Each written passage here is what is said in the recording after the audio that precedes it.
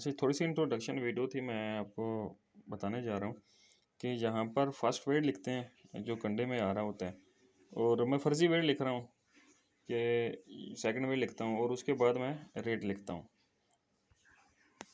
कोई भी लिख देता हूँ। यूँ ही कैलकुलेट के बटन को क्लिक करूँगा तो यहाँ पर सारा रिज़ल्ट आ जाएगा। तो थोड़ा सा रिज़ल्ट समझ लेते हैं।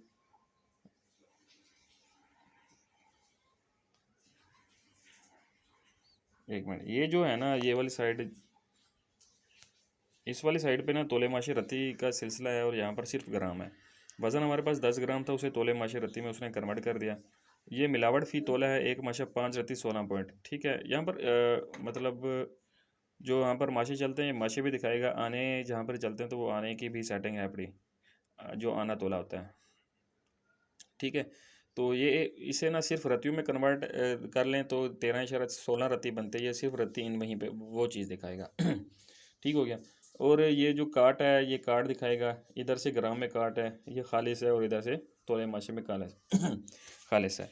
और ये जो कैरेट है, ये कैरेट दिखाएगा आपको। ठीक हो गया जी। अच्छा, यहाँ पर एक मतलब रेट जो हमने लिखा था वहीं आ रहा है, और उसकी कीमत सोने की बन के आ रही है। ठीक हो गया। अब ये जो चार्जेज़ हैं, ये साइड चार्जेज़ वहीं होते हैं कि इसमें फ़ी ग्राम चार्जेज़ हम मैंने सेटिंग से सेट किए हुए हैं कि फ़ी ग्राम चार्जेस 30 रुपये फ़ी ग्राम चार्जेस लगें। और अगर लैब चार्जेस रिपोर्ट करने के जो चार्जेस होते हैं, लिबार्टी करके देने के चार्जेस होते हैं, वो 100 ग्राम मतलब 100 रुपये फ़ी चार्जेस के हिसाब से होता है। मतलब उसकी सुधाई 300 बनी और 100 रुपये और जमा हुआ तो 400 हो गया। आप इसे ख़त्म भी कर सकते हैं सेटिंग से, वो मैं बताता हूँ कहाँ से करते हैं। अच्छा जी। और उसके बाद ये यहाँ पर रिज़ल्ट जो आ रहा है वो कापर में आ रहा है, तो आप ये क्योंकि ये ऑटो सिलेक्ट हुआ पड़ा है, तो मैं इसे फिक्स भी कर सकता हूँ कि हर बार स्टैंडर्ड पे रिज़ल्ट आए।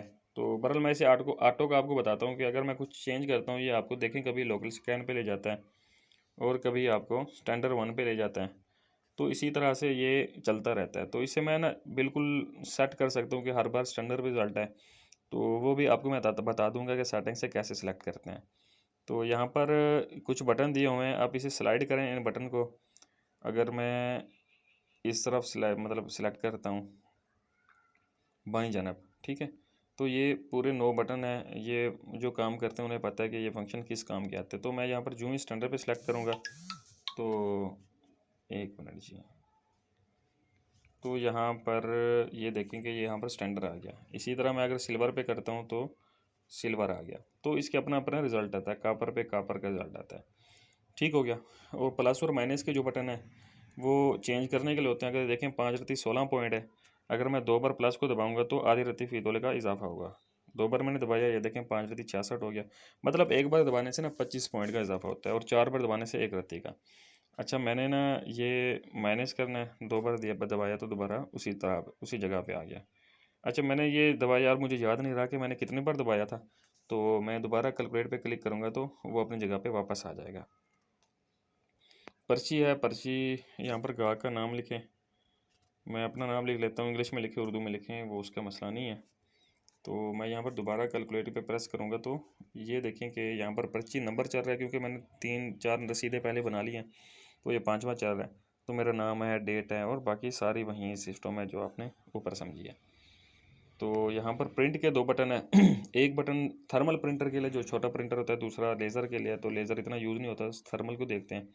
प्रिंट को तो दबाया, क्योंकि मेरा प्रिंटर फ़िलहाल कनेक्ट नहीं है, तो वो पूछ रहा है कि प्रिंट निकल आएगा तो वो ऑटो सेव हो जाएगा, नहीं निकलेगा पूछेगा।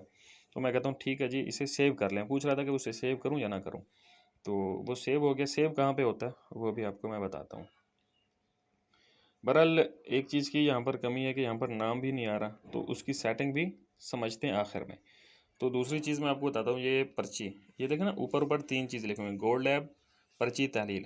पर्ची में क्या होता है कि आप कुछ वज़न लिखें, ये ग्रामों में लिखें, 5 ग्राम 15 ग्राम कुछ भी लिखें, तो उसका रेट लिखें, जो भी रेट है, चांदी है सोना है। मैं रेट लिखता हूँ, कैलकुलेट करता हूँ, तो उसका जो जवाब आता है वो उसके पैसे बन के आपको दिखा देगा कि क्या पैसे आ रहे हैं। नीचे पर्ची भी वैसे बनेगी कि जो रकम है वहीं की वहीं होगी, मतलब उस ग्राम के पैसे बन जाएंगे। उसे तोले मछली रत्ती में कन्वर्ट कर देगा, तोले आने रत्ती में भी कन्वर्ट कर सकते हैं, मैंने मतलब पहले भी बताया था। तो वो सेटिंग से देख लेते हैं। अच्छा, और मैं इसे कुछ कार्ड लगाना चाहता हूँ। यहाँ पर मैं कुछ कार्ड लिख सकता हूँ रत्तियों के हिसाब से, मतलब मैं करता हूँ 5 रत्ती फ़ी तोला, इसे कार्ड लगाएं और देखें ये उसने कार्ड लगाई, ये पर्ची बन गई और 5 रत्ती फ़ी तोला कार्ड लगी और सारा कुछ हो गया। अच्छा मैं कहता हूँ कि 12 रत्ती फ़ी तोला कार्ड लगाएं, तो इसी तरह से वो कार्ड लगा के पैसे बना देगा। ठीक हो गया। यही वाली जो साइड है ये ग्रामों की है और बाकी जो साइड है वो तोला माशे रत्ती की है। तो इसमें भी प्रिंट का ऑप्शन बिल्कुल वैसे का वैसे काम करता है जिस तरह से वो लिबार्टी में लिखा है। तहलील में चला आता हूँ और तहलील का भी कुछ जो दोस्त हैं जानते हैं, अगर 100 ग्राम सोना है और उसमें से हमने इतना लिया है और उसमें से निकला इतना है, तो उसमें रेट लगाते हैं तो बिल्कुल वैसे का वैसे रिज़ल्ट आएगा जिस तरह से लिबार्टी में आ रहा था। इस तरफ से ग्राम, इस तरफ से तोले माशे रत्ती और बाकी ये पैसे फ़ी ग्राम चार्जेस ये सब कुछ लग रहा है। तो प्लस माइनस का बटन भी उसी तरह काम करेगा, प्रिंट का भी बटन उसी तरह काम करेगा। ठीक हो गया। अच्छा मैं दोबारा गोल्ड ऐप पे आ जाता हूँ। इसे फ़र्ज़ करें मेरी एक लिबार्टी हो गई, मुझे दूसरी लिबार्टी करनी है, तो ये रीसेट का बटन है, इसे मैं प्रेस करूँगा तो ये ऊपर से फर्स्ट और सेकंड मिनट ख़त्म हो जाएगा। अब दोबारा मैं जो भी इंटर करूँ वो इंटर होगा। 1 मिनट जी। ठीक हो गया। अच्छा अब सेटिंग में चले जाते हैं। मैंने आपको बताया कि इसमें जो पर्ची का नाम है वो कैसे सेट होता है और सारी सेटिंग बताता हूँ मैं। ये जो 3 डॉट ठहरे हैं आप इस सेटिंग में जाएं और यहाँ पर पहले पहले ये फ़ी ग्राम चार्जेस सेट 30 रुपये सेट हुए पड़े हैं, आप सेट करें 25 रुपये करें, जो आपके चलते हैं वहीं करें। ठीक हो गया। और चार्जेस किसी जगह पे चलते हैं किसी जगह पे नहीं चलते, तो मैं इसे ख़त्म कर देता हूँ, ये वहीं सेलेक्ट होता है। उसके बाद तोला तोला 11 से 164 का लिखा हुआ है वहीं सेलेक्ट है, लेकिन कुछ इलाकों में 12 150 का पक्का तोला जिसे कहते हैं कि वहीं सेलेक्ट होता है, तो हम उसे इस तरह से सिलेक्ट कर सकते हैं। ठीक है। तो उसके बाद ये माशा और आना है, कुछ इलाकों में आना रत्ती चलते हैं माशा रत्ती नहीं चलते, तो आप आना रत्ती भी सिलेक्ट कर सकते हैं। उसके बाद ऑटो और फिक्स है। ऑटो और फिक्स मैंने कहा था कि अगर आपने ऑटो सेलेक्ट किया तो वो कभी आपको कापर पे ले जाएगा, कभी सिल्वर पे ले जाएगा। अगर फिक्स करते हैं तो हमेशा आपको स्टैंडर्ड पे ठहरा के रखेगा। अच्छा यहाँ पर ये प्रोप्राइटर का नाम यहाँ पर लिख सकते हैं और यहाँ पर मैं अपना नाम लिख लेता हूँ और अपना पता लिख लेता हूँ, जो भी है मुख्तसर पता लिख लें बेहतर होता है। और यहाँ पर मेरी लिबार्टी का नाम होता है जुनैब गोल्ड लैब। ठीक हो गया। और ये जो टेक्स्ट साइज़ और मार्जिन है इसे मैं बताता हूँ आपको। यहाँ पर मैं फ़ोन नंबर लिख लेता हूँ। ठीक है जी, फ़ोन नंबर मैंने लिख लिए, थोड़े से रोक के क्योंकि टाइम बच जाए। ये 4G स्पेशल जो कोड है उसका मैं भी आपको बताता हूँ। अच्छा जी, तो ये जो मैं अभी नहीं लिख रहा 4G डिजिट कोड, मैंने बैक किया दोबारा कैलकुलेट पे प्रेस किया तो ये देखिए जुनैब गोल्ड लैब नंबर वगैरह सारे आ गए। लेकिन मैं कहता हूँ ये जो जुनैब गोल्ड लैब है ना ये थोड़ा सा बड़ा हो जाए, तो मैं दोबारा सेटिंग में जाऊँगा और मैं इसका साइज़, मतलब अगर मैं इसे 10 लिखता हूँ 15 लिखता हूँ 20 लिखता हूँ, जितना लिखता जाऊँगा नहीं उतना बड़ा कर देगा, तो मुझे अंदाज़ा है कि 10 लिखने से बड़ा हो जाएगा। अगर ये माइनस में लिखता हूँ, यहाँ पर ये माइनस लगा हुआ है, -10 लिखता हूँ तो मज़ीद छोटा हो जाएगा। तो बहरहाल मैं प्लस 10 ही लिखता हूँ माइनस के अलावा। दोबारा कैलकुलेटर पे प्रेस करूँगा तो ये देखेंगे कुछ बड़ा हो गया। ठीक है। तो मैं कहता हूँ यहाँ पर ना थोड़ी सी जगह बची हुई है, तो ये ना बाईं साइड में चला जाए तो वो मार्जिन से सिलेक्ट होता है। बहरहाल आपसे अगर कुछ चीज़ सिलेक्ट ना हो रही हो तो मुझसे करवा सकते हैं। -10 यहाँ पे लिख सकता हूँ, तो -10 पॉइंट ना वो पीछे चला जाएगा वो नंबर वाली साइड पे थोड़ा सा। ठीक हो गया। अच्छा चलो ये तो हो गया। अच्छा 4G डिजिट कोड क्या है, ये होता है शार्प कोड। फ़र्ज़ करें मैं यहाँ पर 5000 लिखता हूँ और कैलकुलेट पे प्रेस करता हूँ, तो ये देखें कि यहाँ पर जो शार्प कोड है ना ये 1267 लिखा हुआ है, 1267। तो मैंने लिखा 5000 है, ये 1267 क्यों आ गया? तो इसमें ये होता है कि अगर आपके इलाके में कोई और बंदा मुझसे एप्लीकेशन लेता है तो वो आपके नाम की पर्ची ना निकाले। अगर वो आपके नाम की पर्ची निकाल लेता है, मतलब बिल्कुल सेटिंग से जाकर बिल्कुल लिख लेता है जुनैब गोल्ड ऐप सब कुछ, फिर आपके नाम की पर्ची निकाल के वो सोना आपको ही दे के जाता है, मतलब वो होता ज़्यादा मिलावट वाला, फिर कहता है कि मैंने आपसे पर्ची कराई थी तो आपने ये रिज़ल्ट दिया था, आप इसके पैसे दे दें। तो आप सबसे पहले उसका शार्प कोड देखें कि 1267 लिखा हुआ है, क्योंकि वो जो है ना सब कुछ सेट कर लेगा, आपका नाम वगैरह सब कुछ ये सेट कर लेगा जुनैब गोल्ड लैब, लेकिन उसे पता नहीं होगा कि मैं वो जो स्पेशल कोड जहाँ पर हमने 5000 लिखा है कि वहाँ पर मैं ऐसी क्या चीज़ लिखूँ कि वो 1267 जवाब आए। तो इस तरह से ना कुछ आपको फ़ायदा होगा, मतलब फ्रॉड से बचने का।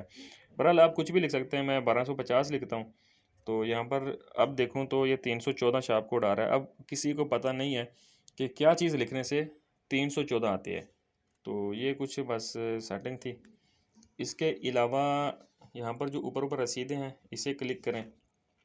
जितने भी प्रिंट निकाले वो आपके रिकॉर्ड में ठहरे हैं। तो पर्ची वाइज नंबर वाइज ठहरे हैं, उसका वज़न क्या है, उसका खालिज क्या है, उसके डेट क्या है। आप इसे डेट वाइज सर्च कर सकते हैं। ऊपर ऊपर 3 डॉट जो ठहरे ना ये वाले, तो आप उसे क्लिक करें और सर्च बाई डेट लिखा हुआ है, इसे क्लिक कर लें। तो मैं 27 तारीख है देखना चाहता हूँ, लेकिन उस 27 तारीख में मैंने कुछ निकाला ही नहीं है, तो कुछ नहीं है।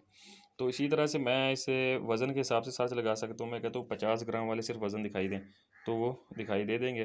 तो यहाँ पर ये जो आँख का बना हुआ है इसे जब क्लिक करूँगा तो वो पर्ची भी आ जाएगी, दोबारा प्रिंट करने के लिए बटन भी आ जाएगा। ठीक हो गया। अब इसी तरह से मैं और सर्च लगाता हूँ, सर्च रसीद नंबर के हिसाब से सर्च लगाता हूँ। मैं कहता हूँ 1 नंबर वाली रसीद आ जाए, 2 नंबर वाली आ जाए, 5 नंबर वाली आ जाए। तो इसी तरह से ये कुछ रिकॉर्ड का एक फ़ीचर था। ठीक हो गया। अगर आपने लॉग आउट करना है किसी दूसरे मोबाइल में लगाने के लिए, तो आखिर में ये बटन ठहरा है, आप इसे प्रेस करेंगे तो इंटरनेट होना ज़रूरी है, तो ये लॉग आउट होने का प्रोसेस होगा, फिर आपका लॉग आउट हो जाएगा।